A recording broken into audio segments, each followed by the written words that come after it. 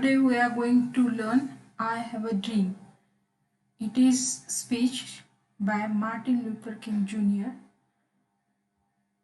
In this speech, we'll see how Martin Luther King activated that civil rights movement.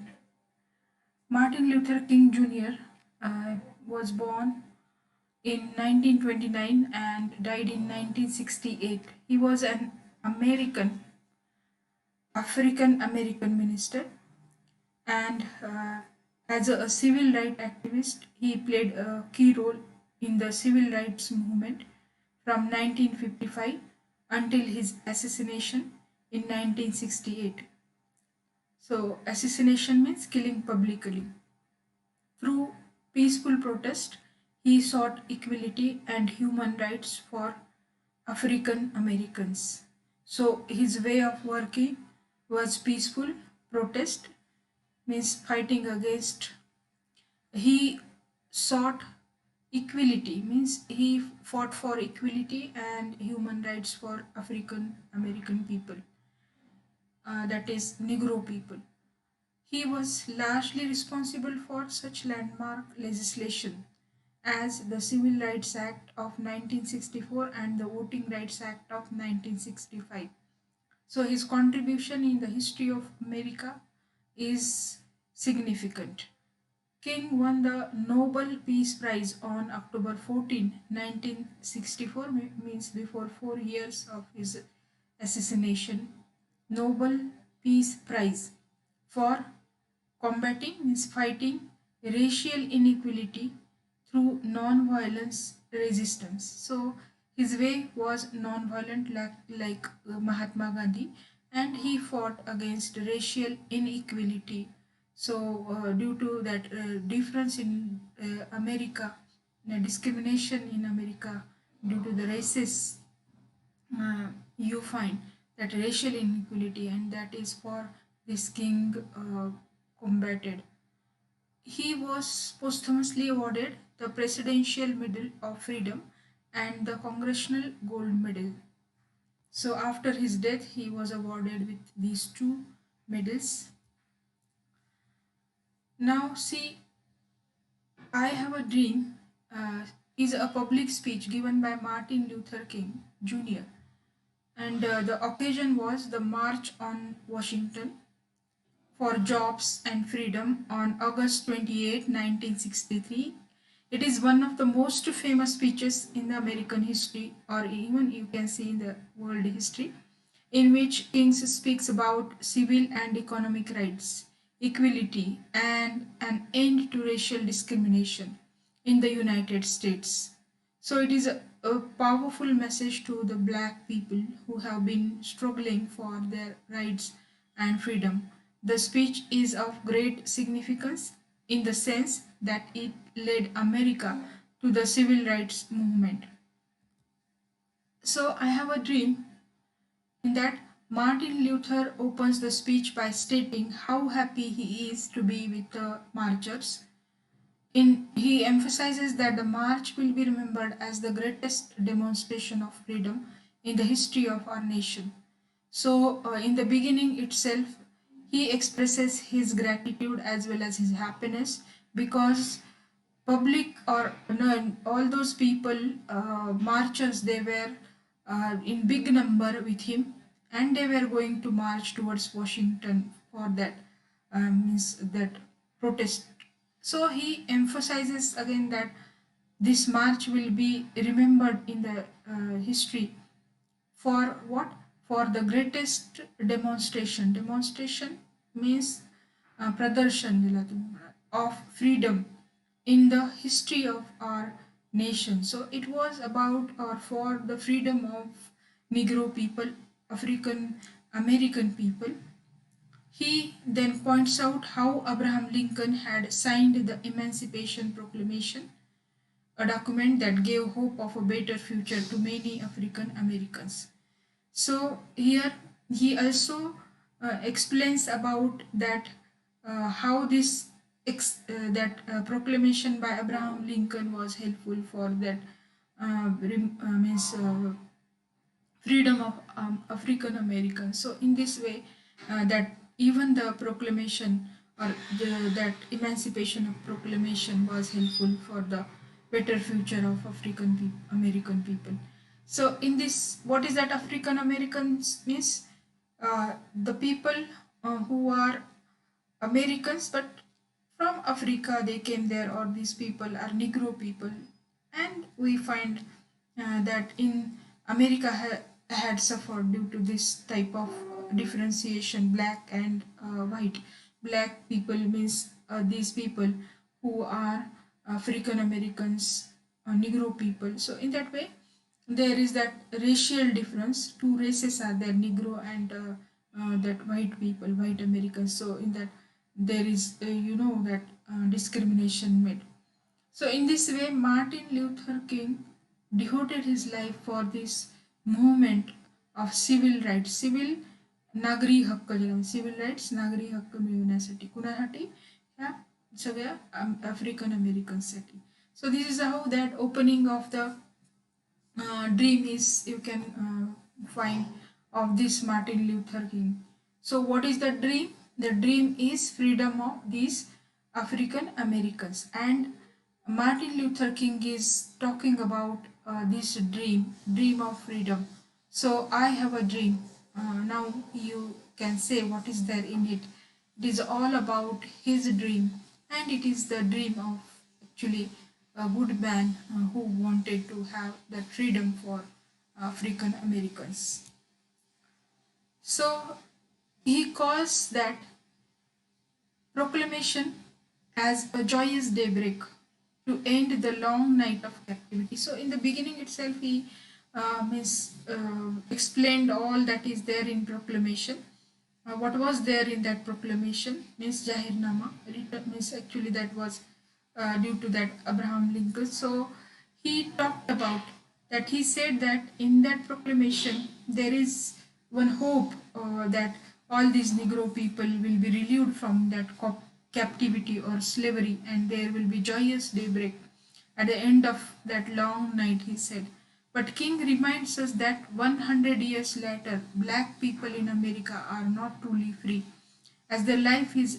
See, when he says that proclamation has good thing in it, he also reminds the people that from last 100 years, all these black people in America are not truly free. Though they are living in democracy, but they are not truly enjoying the democracy, and only all these things are there written in paper, and in reality there is no that implementation of such type of freedom for black people according to Martin Luther King. He said, still sadly crippled by the manacles of segregation and the chains of discrimination. So where there is quotation, you may say that, or you can say that this is from that original speech. So here he said that people are in the chains of slavery and discrimination. They are separated. Who? These Negro people, especially, is talking about in the United States. So captivity. See, these words are there. Manacles of segregation, then chains of discrimination, segregation, separation, discrimination, the difference. So in this way, you have that this I have a dream, a speech. It is about the poverty of the Negro. He says, 100 years later, the Negro lives on a lonely island of poverty in the midst of a vast ocean of material prosperity. So, in this speech, you can see Negro are actually at the center, and he's having the dream about these people. So that he wanted the life of happiness, he wanted the life of freedom, he wanted the life of equality, he wanted the life of that physical as well as material prosperity, and he wanted to life that life of richness for these people. So in this way he is talking about that upgradation of these people, Negro lives especially. So King refers next to the magnificent words of Constitution and Declaration of Independence. So one by one, he is taking that platform or base of these means written documents, which are for the sake of implementing equality and that prosperity for each and every person living in America. First of all, he mentioned that proclamation, then he mentioned the Constitution and Declaration of Independence. And he says that these documents are describing that promissory note for these people, Negroes, that development also, that offered great freedom and opportunity to every individual living in United States. King says this note was a promise that all black men as well as white men would be guaranteed the rights of life, liberty, and the pursuit of happiness. But the lofty ideals are not implemented according to him. So the people who are white, they could get all these things, life they could get, that material prosperity they could get, liberty even, and that happiness they could have. So everything was there for white men, but black men, they are even, now they are suffering according to king.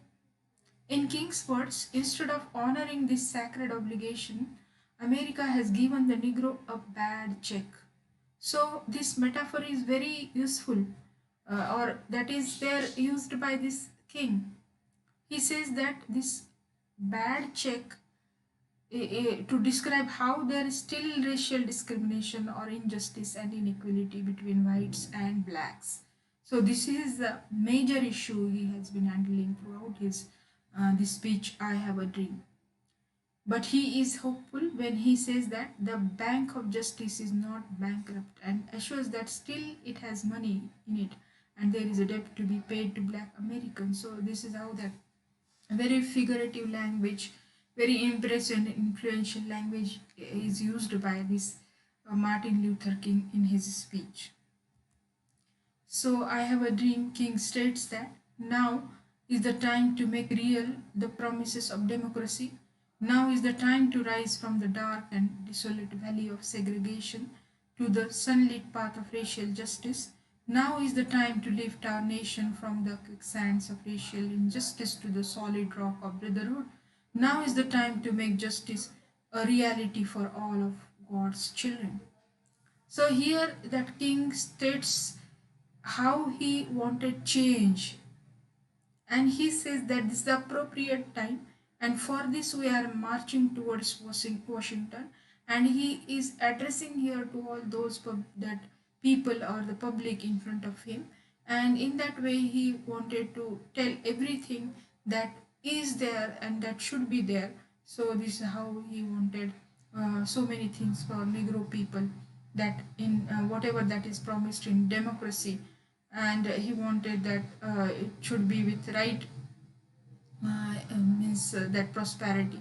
So that racial justice, he said it is of course that is right of Negro people, and he wanted to have that means justice there for these people.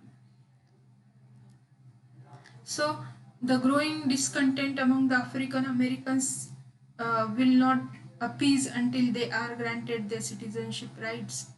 So there that right, civil right or citizenship right itself was denied. Though that was on paper, but in reality that was not practiced. Though the situation is urgent, King reminds his people not to commit any that wrongful deeds in the process of gaining their rightful place. So this is again while asking these people to protest or march towards the Washington for their rights, he especially mentions the way they were adopting for the purpose was non-violent one. So he says that in this situation also we'll conduct all that thing with peace, in his words. But there is something that I must say to my people who stand on the warm threshold which leads into the palace of justice. In the process of gaining our rightful place, we must not be guilty of wrongful deeds. So you can underline this, guilty of wrongful deeds means we will not be violent in any situation. Let us not seek to satisfy our thirst for freedom by drinking from the cup of bitterness and hatred. We must forever conduct our struggle on the high plane of dignity and discipline. We must not allow our creative protests to degenerate into physical violence again and again. We must rise to the majestic heights of meeting physical force with the soul force. So he especially very strictly saying these people not to means have any type of undiscipline, not to degenerate while protesting. There should not be any type of physical violence, and he always wanted to have everything with the peace. So let us stop here.